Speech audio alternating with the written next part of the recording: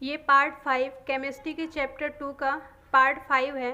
तो जिसने इससे पहले की वीडियोस ना देखी हो पार्ट 4 तक, तो पहले वो उनको देख लें फिर आगे बढ़ें, क्योंकि आपको किसी भी चैप्टर को पढ़ने के लिए शुरू से देखना पड़ेगा और तभी वो सारी चीज़ें आपको समझ में आएंगी।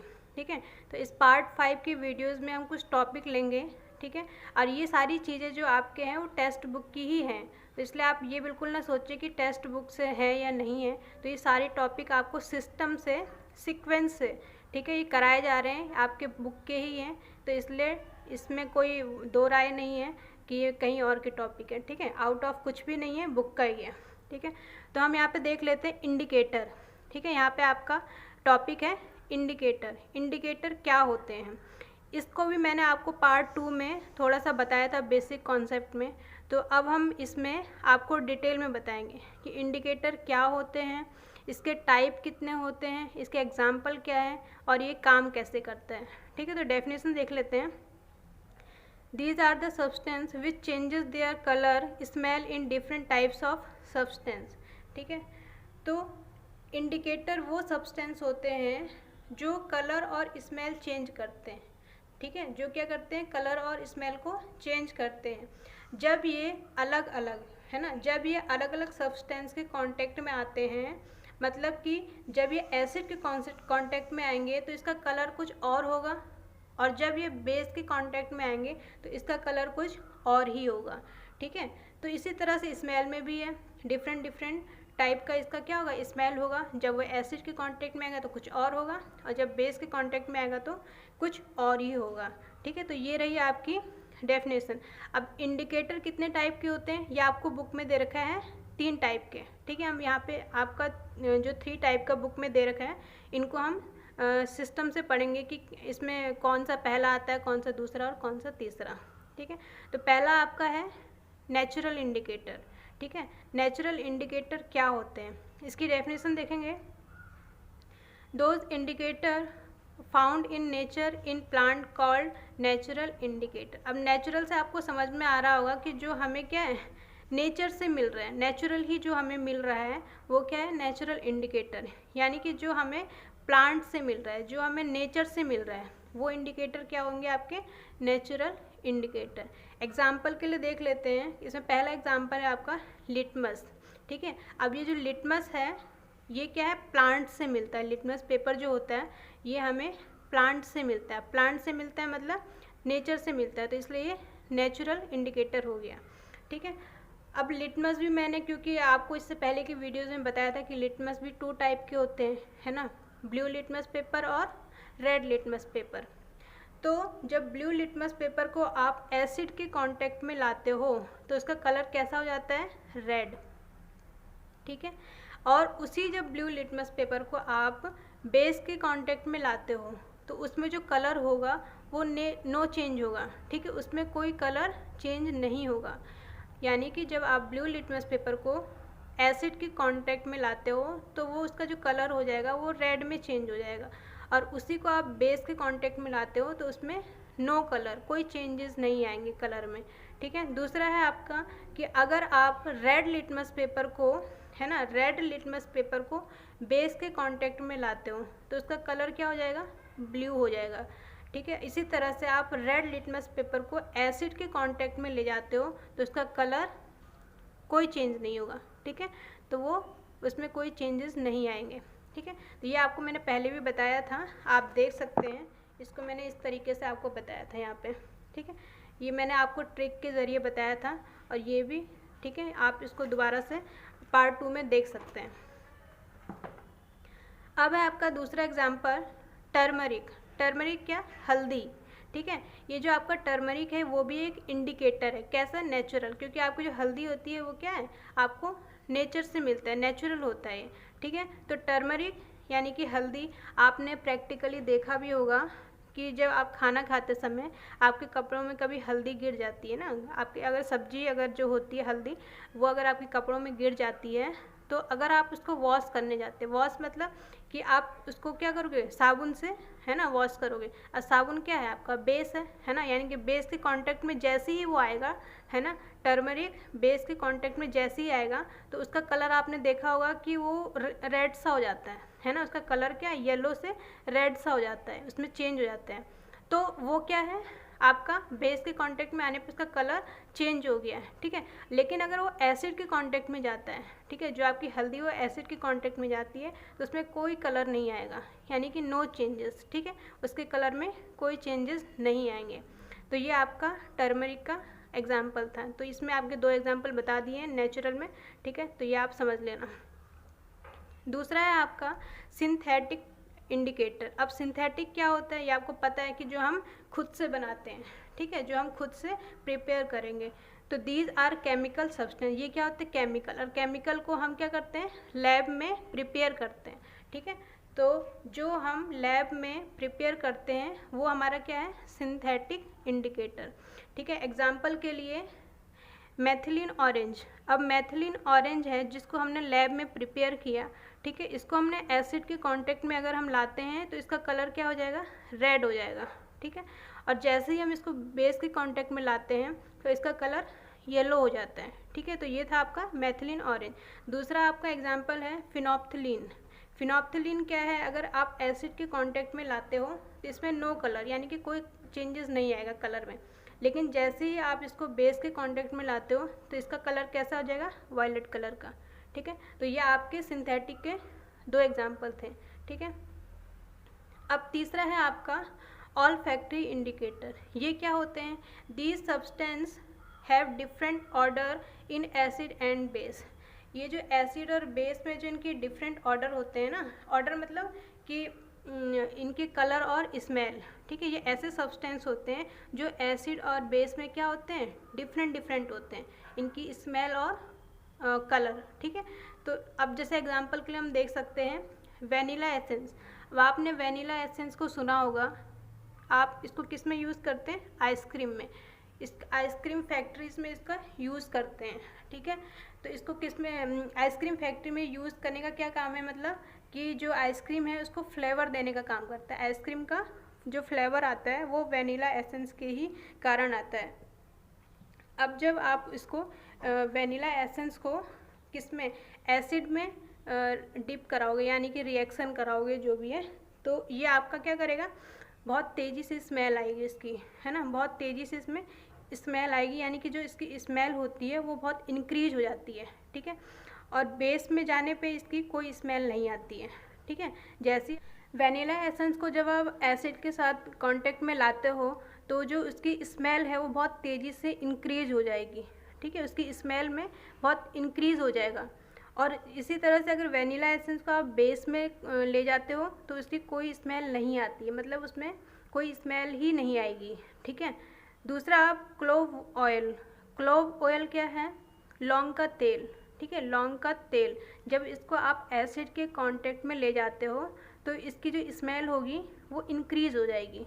लेकिन जैसे ही आप इस क्लोव ऑयल को बेस के कांटेक्ट में ले जाते हो तो इसकी जो स्मेल है वो डिक्रीज़ हो जाएगी, मतलब इसमें कम होने लग जाती है, ठीक है। तो ये आपके ऑल्फैक्टरी इंडिकेटर थे जिसके एग्जांपल मैंने आपको बता दिए हैं, और ये आपको बुक में भी सेम एज इट इज़ मिल जाएंगे, ठीक है। अब हमारा दूसरा टॉपिक है, इसमें आपकी जो टेक्स्ट बुक का ही है। अब हमारा दूसरा टॉपिक है जो कि आपकी टेक्स्ट बुक में भी दे रखा है, chemical properties of acids and bases. Acids और बेसिस की केमिकल प्रॉपर्टीज़, ठीक है। देखते हैं रिएक्शन ऑफ मेटल विद, मतलब कि जब मेटल की रिएक्शन आप एसिड के साथ करोगे और जब मेटल की रिएक्शन आप बेसिस के साथ करोगे, ये अलग अलग हम देखते हैं, ठीक है। मेटल जिसका रिएक्शन आप एसिड के साथ करोगे तो क्या मिलेगा, और मेटल जिसका आप रिएक्शन बेस के साथ करोगे तो आपको क्या मिलेगा, ठीक है। जब हमने एसिड को मेटल के साथ रिएक्ट कराया, ठीक है, तो देखते हैं क्या मिलता है। एसिड प्लस मेटल, हमें जो प्रोडक्ट में मिलेगा वो क्या मिलेगा, सॉल्ट और हाइड्रोजन, ठीक है। जब मेटल को आपने एसिड के साथ कांटेक्ट में किया, रिएक्शन कराया, तो आपको क्या मिला, सॉल्ट और हाइड्रोजन। इसी तरह से बेस में जब आपको मेटल के साथ रिएक्शन करानी है बेस की, मेटल प्लस बेस है ना, तो ये आपको क्या मिलेगा, सॉल्ट और हाइड्रोजन, इसमें भी आपको सेम ही मिलेगा। एग्जाम्पल देख लेते हैं एसिड के लिए। एसिड में हमने पहले ले लिया HCl, ठीक है, HCl क्या हो गया आपका, एसिड हो गया। मेटल में हमने क्या ले लिया, Zn। जब आपने Zn को एसिड में रिएक्ट कराया तो क्या मिलेगा हमें, ZnCl2, ZnCl2 प्लस H2। अब देखो यहाँ पे क्या हुआ, डिस्प्लेसमेंट रिएक्शन हुआ। क्या, HCl में H का क्या हो गया, डिस्प्लेसमेंट हो गया, H आपका इधर रिलीज हो गया, यानी कि हाइड्रोजन गैस के लिए, ठीक है। और यहाँ पे H की जगह क्या बैठ गया, Zn, तो इसका क्या हो गया, डिस्प्लेसमेंट हो गया, ठीक है। तो ZnCl2 और प्लस Zn की जगह H आ गया और H की जगह Zn हो गया, तो ये आपका डिस्प्लेसमेंट रिएक्शन है, ठीक है। दूसरी बात कि ZnCl2 क्या है आपका, यानी कि ZnCl क्या है, सॉल्ट है, ठीक है, और हाइड्रोजन आपका H2 है।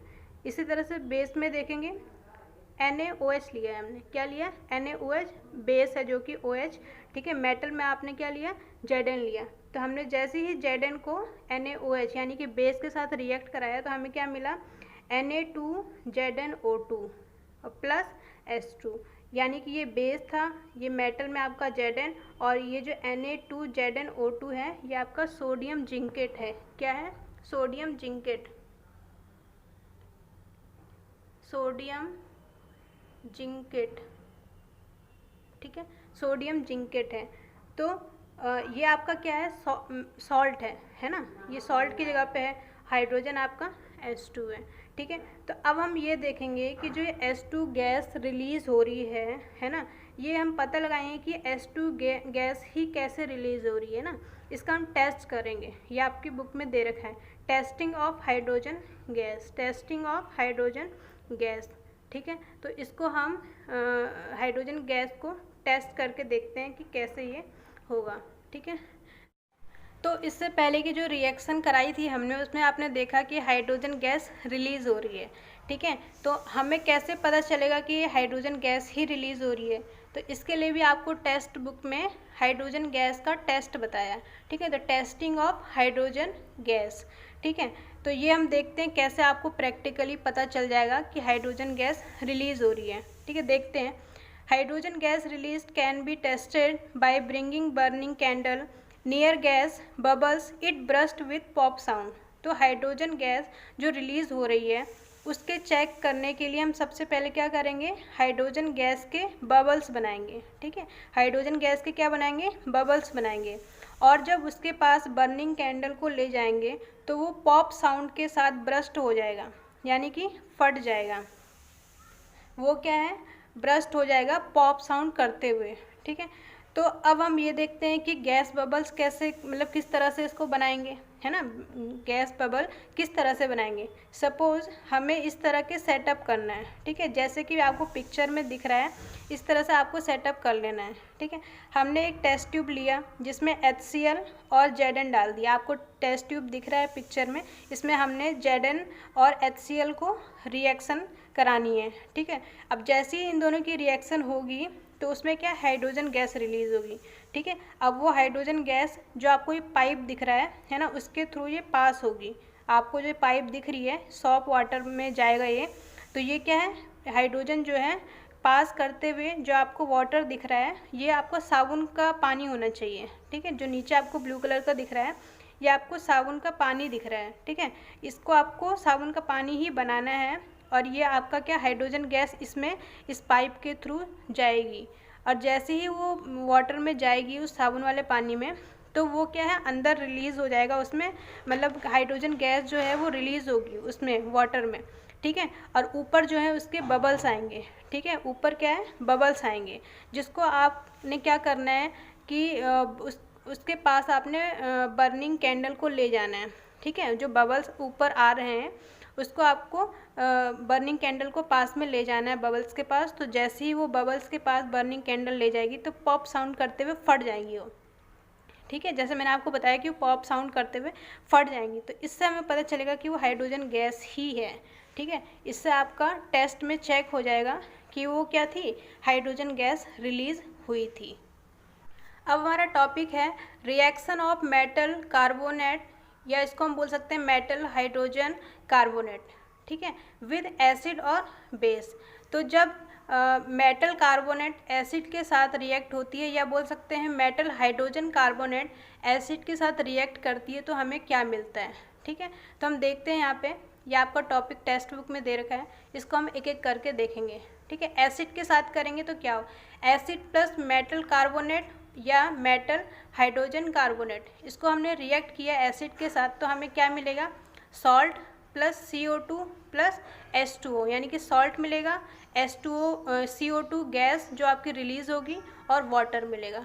ठीक है, एग्जाम्पल में हम देख सकते हैं HCl लिया हमने, एसिड की जगह क्या लिया, HCl लिया, और मेटल कार्बोनेट में हमने क्या ले लिया, Na2CO3, यानी कि सोडियम कार्बोनेट। सोडियम क्या है आपका, मेटल है, और कार्बोनेट CO3। ठीक है, तो आपने ये ले लिया। अब आपको इसको क्या कराना है, एसिड के साथ यानी कि HCl के साथ रिएक्ट कराना है, तो हमें क्या मिलेगा, 2NaCl plus CO2 plus H2O, यानी कि आपको क्या मिला, NaCl। जब आपने इसको साथ रिएक्शन कराया तो Na के साथ Cl हो गया। ठीक है, और प्लस CO2 इसने रिलीज़ करा, गैस को रिलीज़ करा, और प्लस वाटर यानी कि H2O।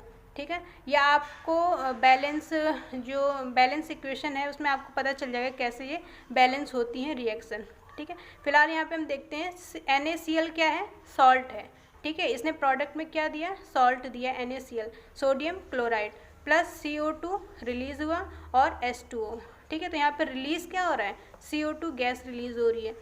इससे पहले कि आपने रिएक्शन में देखा था कि हाइड्रोजन गैस रिलीज़ हो रही है, अब यहाँ पे आप देख रहे हो कि कार्बन डाइऑक्साइड रिलीज़ हो रही है। तो इसका भी हम टेस्ट करेंगे, जैसे हमने H2 का यानी कि हाइड्रोजन का है ना टेस्टिंग किया था, इसी तरह से यहाँ पे हम कार्बन डाइऑक्साइड का भी टेस्ट करेंगे। ठीक है, इसमें एग्जाम्पल दूसरा ले लेते हैं हम, HCl प्लस NaHCO3 H, तो यहाँ पे क्या हमने हाइड्रोजन वाला ले लिया। ठीक है, एसिड वही है क्या, HCl, दूसरा हमने क्या ले लिया, NaHCO3, यानी कि sodium hydrogen carbonate, sodium hydrogen carbonate, hydrogen ले लिया हमने। ठीक है, इन दोनों को जब हमने रिएक्शन कराया तो हमें क्या मिला, NaCl वही मिलेगा, NaCl प्लस CO2 और प्लस H2O।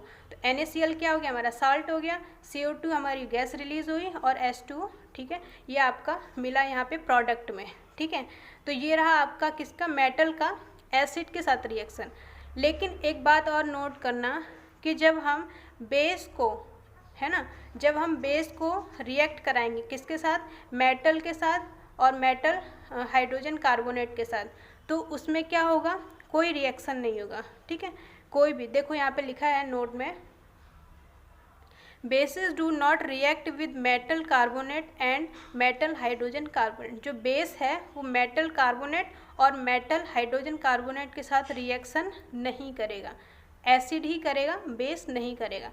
ठीक है, तो ये आपका बेस के लिए तो बिल्कुल कुछ है ही नहीं। ठीक है, तो ये आपका इतना क्लियर हो गया। अब हम, जैसे कि मैंने बोला था आपको, टेस्टिंग ऑफ CO2। ठीक है, यहाँ पे आपने देखा कि जो CO2 रिलीज़ हो रही है, ठीक है, इन दोनों में ना CO2 गैस क्या रिलीज़ हो रही है, इसका हम टेस्ट करेंगे कि CO2 ही रिलीज़ हो रही है कैसे। ठीक है, तो अब हम देखेंगे टेस्टिंग ऑफ CO2, है ना। इससे पहले भी हमने H2 को देखा था हाइड्रोजन का, पिछले वाली रिएक्शन में, कि हाइड्रोजन गैस का हमने क्या किया था, टेस्ट किया था। अब यहाँ पे हम CO2 का भी टेस्ट करेंगे। ठीक है, कैसे देखते हैं। CO2 can be tested by passing it through lime water. हम क्या लेंगे, लाइम वाटर लेंगे। ठीक है, उसमें से हम क्या करेंगे, CO2 को पास कराएंगे। अब देखते हैं एग्जाम्पल में, लाइम वाटर लिया हमने CaOH का होल ट्वाइस, ये क्या है आपका, लाइम वाटर है। इसमें हमने क्या पास करानी है, CO2 पास कराएंगे। ठीक है, CO2 पास कराए, यानी कि हमने इन दोनों की रिएक्शन कराई, तो हमें क्या मिला, CaCO3 कैल्शियम कार्बोनेट मिला, प्लस H2O मिला। ठीक है, अब जैसे ही हमने लाइम वाटर को CO2 से रिएक्ट कराया तो हमें ये क्या है, मिल्की। ठीक है, ये हमें मिल्की, मतलब इसका जो कलर होगा वो क्या होगा, वाइट, यानी कि हमें जो सॉल्यूशन मिल रहा है प्रोडक्ट में वो क्या है, वाइट सॉल्यूशन मिल रहा है, मिल्की सॉल्यूशन मिल रहा है। ठीक है, ये अब हम क्या करेंगे, इसी प्रोडक्ट में फिर से CO2 को पास कराएंगे। ठीक है, ये जो हमें मिला है प्रोडक्ट CaCO3 प्लस H2O, इसमें हम दोबारा से इसमें CO2 को क्या कराएंगे, पास कराएंगे। देखो यहाँ पे when excess CO2 is passed, CaCO3 plus H2O, हमने इसको इधर लिख दिया। अब प्लस CO2 मतलब फिर से हमने इसमें पास कराया, ठीक है, CO2 को किसमें, लाइम वाटर, जो हमारा लाइम वाटर जो मिल्की हो गया है ना, ये लाइम वाटर जब हमने CO2 के साथ रिएक्ट कराया तो ये कैसा हो गया, मिल्की हो गया है, ठीक है। अब ये जो मिल्की सॉल्यूशन हमें मिला है, वाइट सॉल्यूशन, इसमें हमने क्या करना है, दोबारा से CO2 पास करानी है। तो ये जो हमें प्रोडक्ट मिला है मिल्की सॉल्यूशन है ना, CaCO3 और H2O में, इसमें हमने फिर से क्या करना है, CO2 पास कराना है। तो हमने जैसे ही इसको CO2 पास कराया तो हमें क्या मिला, CaHCO3, ठीक है। तो ये हमारा क्या है, कैल्शियम हाइड्रोकार्बोनेट, कैल्शियम हाइड्रोकार्बोनेट, ठीक है। तो ये क्या होता है, कलरलेस होता है, ठीक है। ये जो हमें सॉल्यूशन मिला, ठीक है, प्रोडक्ट में, ये क्या है, कलरलेस है। तो इससे हमें पता चलता है कि हमें क्या है, दोबारा से हमें क्या, एक कलरलेस मिल गया। ये भी क्या था, कलरलेस था, ठीक है। दोबारा से हमें क्या है, फिर से कलरलेस मिल गया, ठीक है। लाइम वाटर को जब हमने मिल्की बनाया और मिल्की से वो फिर से हमें क्या मिला, कलरलेस मिला। तो ये हमें पता चल रहा है कि ये क्या है, CO2 ही, जो गैस रिलीज़ हो रही है वो क्या है, CO2 ही है, ठीक है। अब हमारा टॉपिक है reaction of acids and bases with each other. जब एसिड और बेस एक दूसरे से रिएक्शन करते हैं तो हमें क्या मिलता है, ठीक है। तो देखते हैं, इससे पहले भी मैंने आपको बताया था, लेकिन यहाँ पे अब देख लो कैसे। एसिड प्लस बेस जब रिएक्ट करेगा तो हमें मिलेगा सॉल्ट और H2O। हमें क्या मिलेगा प्रोडक्ट में, सॉल्ट और H2O, ठीक है। एग्जाम्पल के लिए देख लो, HCl लिया हमने, एसिड में क्या लिया, HCl, बेस में क्या लिया, NaOH। जब हमने इन दोनों की रिएक्शन कराई, ठीक है, तो हमें क्या मिलेगा, NaCl, और NaCl क्या है, सॉल्ट है, NaCl क्या है, सॉल्ट, और H2O, ठीक है। तो ये आपको मैंने, अब देखो इसको क्या बोलते हैं, NaCl यानी कि सॉल्ट और H2O, ठीक है। यहाँ पे हम इसको बोलते हैं न्यूट्रलाइजेशन, ठीक है। क्या बोलेंगे, neutralisation. When an acid and base react to form water and salt called neutralisation reaction. तो जब एसिड और बेस रिएक्ट करके हमें क्या देता है, वाटर और सॉल्ट देता है, तो हम उसको क्या बोलते हैं, न्यूट्रलाइजेशन, ठीक है। ये आपको मैंने पहले भी बताया था कि जब दोनों एक रिएक्ट करेंगे तो वो क्या करेगा, न्यूट्रलाइजेशन फॉर्म करेगा, यानी कि सॉल्ट दिया और वाटर दिया तो उसको हम क्या बोलेंगे, neutralisation. It involves H+ ion and OH- ion to generate water. और इन दोनों में क्या है, एक तरफ क्या है, H+ है और एक तरफ क्या है, OH- है। तो जब ये दोनों आपस में मिलते हैं तो क्या जनरेट करते हैं, वाटर, जैसे कि आपको यहाँ पे दिखा रहा है, ठीक है। दूसरा ये क्या इन्वॉल्व इसमें है, वाटर का इन्वॉल्वमेंट है। जब ये दोनों रिएक्ट करते हैं, आयन्स इनके रिएक्ट करेंगे तो हमें क्या है, H2O देगा, ठीक है। तो इतनी सी बात आपको समझ में आ गई होगी।